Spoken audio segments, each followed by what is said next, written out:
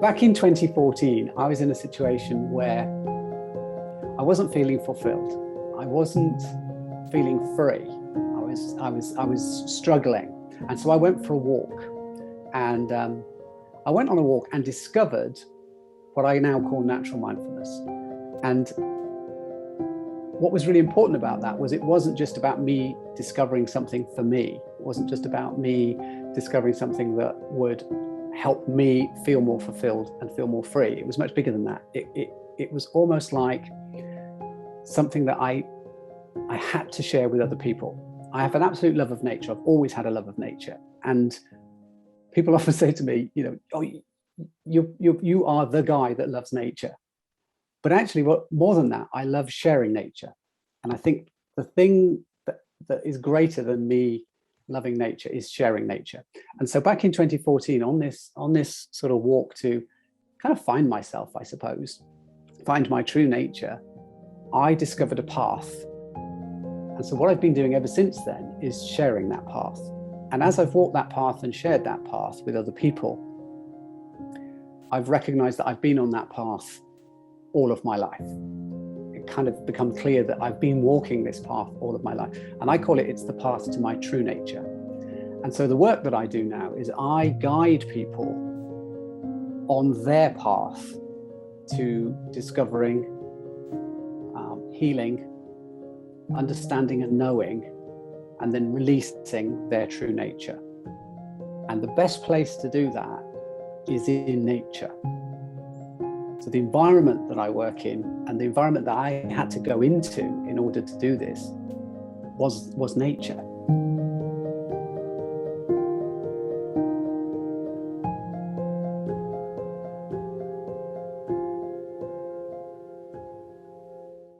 I had to venture into nature, connect with nature in order to connect with my own nature. And so what I created was something I called natural mindfulness. And I called it natural because it's an ability I think we all have. We're all born with this seed of nature within us because we are nature, but we live in a world that's very unnatural. And so I wanted to get natural back into it. And mindfulness, to me, the opposite of mindfulness is mindlessness. And I see a lot of mindlessness in the world. I see people that are purposefully being mindless. They're purposely trying to manipulate and damage nature and a nature connection. But then I see people that are just unconscious. They're mindless in terms of they're on automatic pilot. They're just going along with what they've been taught to go along with and how they're taught to be. And so mindfulness for me is actually less mindless, more awarefulness. So natural mindfulness was kind of this natural awarefulness of nature, the nature around us, but also the nature within us, because that's where the therapeutic side comes from for me. This is the bit where if we're not walking a natural path, if we're not being who we naturally are, then there's going to be unwellness. So that's the kind of therapeutic angle. And what I kind of, over the years, what I've created, first of all, was walks. So I take people out on natural mindfulness walks, which is an introduction. It's a very low cost introduction, often free. It's a very simple practice. We walk, we experience nature through all of our senses, even the sense of balance, even the sense of direction, even more an instinct and intuition of where we're moving and where we're going. So it's all of that, it encompasses all of that. I've now created a program called The Journey, which is me sharing my nature conscious journey. So from, as I said, I've been on my journey all my life, but it's how I have deepened my relationship with nature through my life, and then used that in order to live my life more true to who I am in a healthier, clearer, and more positive and uplifting way. And so I share that journey over an 8-week period, and the program is split into 4 paths. There are 4 guides that I use, and each of those guides has elements of my true nature in them that I recognize as separate elements that can often conflict, but can also, when they merge mindfully and combine, be a very powerful way of journeying through my life, navigating the problems in my life and the challenges in my life and the opportunities. And so I share that over an 8-week period. I found a path, I found a way of being, I found a practice, I found a way of developing myself with nature in order to travel that path and discover my true nature.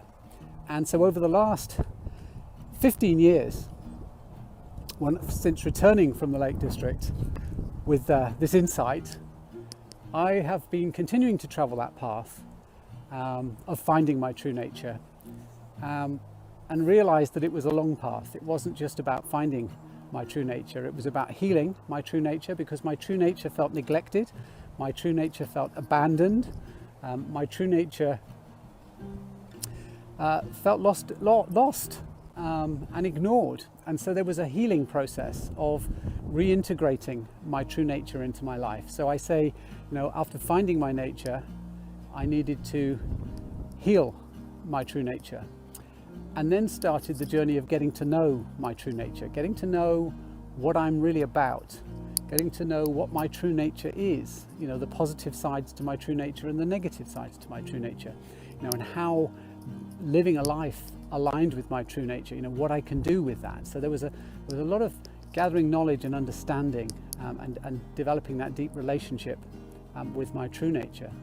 And then the fourth part of that journey, after discovering, healing and knowing my true nature, was finding the courage and taking the risk to release my true nature, to be the me that I wasn't being back in 2000 when my life crashed, when I jumped off that ladder. And so that's a therapeutic journey. So that's another program that I run. And then the third program I run is a guiding program. So people who've walked with me, who've traveled the journey, understand the journey, have discovered and released their own true nature, then can train with me to become natural mindfulness guides. And then the idea then is that they help ripple this, pollinate this out, so that we create a more nature conscious world. And to help me do that, I've also got an online platform now that I use called Nature Connection World. And that's where the guides, the practitioners, and anyone who's interested in nature consciousness and sharing nature consciousness on a global scale can come and start building community within that, but then building communities outside of that as well. So to me, it's very much about building community and sharing this. I'm often asked by people that want to become guides, for instance, about where do we take people? How do we connect people to the natural environment? And to me, nature is everywhere. Nature's in us. So you could be on a tube, you could be on a train, on public transport somewhere, just surrounded by people, and that's still natural in a way, because everybody is nature too. And I often say to people, you could be running walks and running the journey. You could be guiding in forests, and forests are very popular. Everybody wants to be in a forest, but forests are also, we need to protect them. So you take everybody out into the forest and start guiding through forests, you're gonna potentially damage that environment. Here in the UK, we have less forests, but maybe lots of woodland, not lots of nature spaces that we can walk in, and they're wonderful. Parks, even going into a park, even though it's slightly manufactured, gardens and parks are manufactured, they're not wild, but they still are full of nature. There's lots of there's creatures there, there's birds there. All of the elements that support our health can be found in even towns and cities. There's greenery there if you've got eyes to see it. There's birdsong there if you've got ears to hear it. I even go into cities and try and use my sense of smell to detect nature. So particularly when the flowers are out and the blossoms are out, I can smell the sort of the food outlets and places very easily. They're very often there. But if you kind of try and guide yourself away, and this is sort of where the natural mindfulness idea comes from, is that you're using your senses to differentiate between natural sounds, sights, touch, feeling? What are the natural ones and what are the more manipulated, man-made ones? Because it's springtime now, it's very easy for me to associate with spring. I can hear the birds all around me. Maybe you can pick them up as well through the microphone here, I hope so. I can hear traffic in the distance. It's just after 9, so there is a lot of traffic heading to work, back from school, like I've just come back. Lots going on, but it's in the distance. It's distant on the soundscape, so the birds are much more obvious.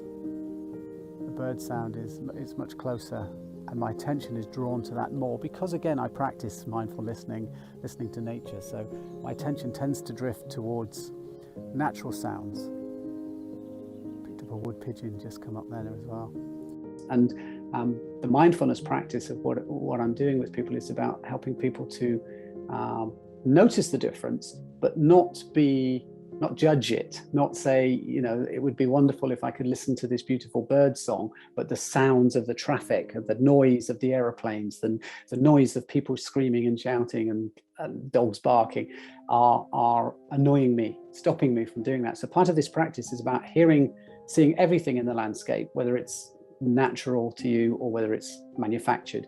So sometimes a forest, in that respect, if you go into a beautiful forest miles from anywhere, you won't get that contrast. So for natural mindfulness, it's not just about forest therapy, it's more about nature therapy. When I set up my walks, when I set up the therapeutic program and also the guide training program, more importantly, the guide training program for me was I didn't want there to be any barriers and obstacles to people.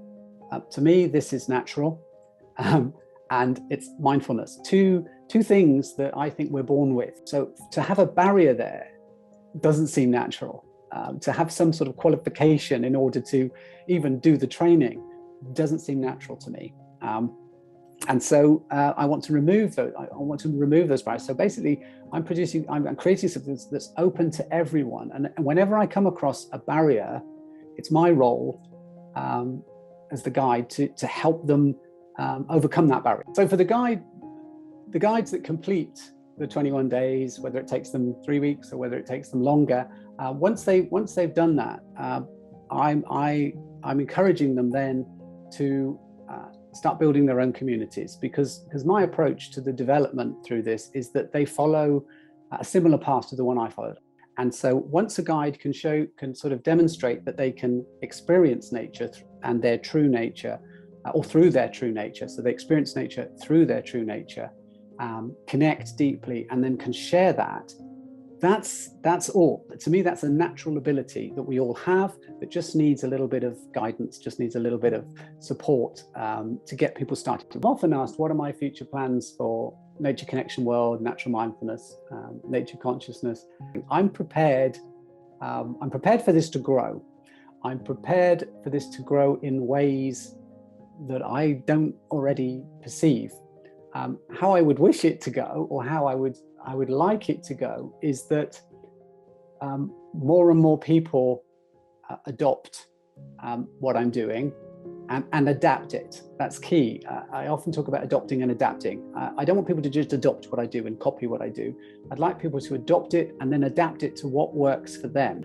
And this is the key part of aligning it to true nature. I believe our true nature is not conflicting. I believe our true nature is not competing with each other. I think there is a future where, if we don't connect to nature, it could go very, very, very wrong. But I'm hopeful, and I'm going to do everything I can do. And I know other people around in this movement, in this field.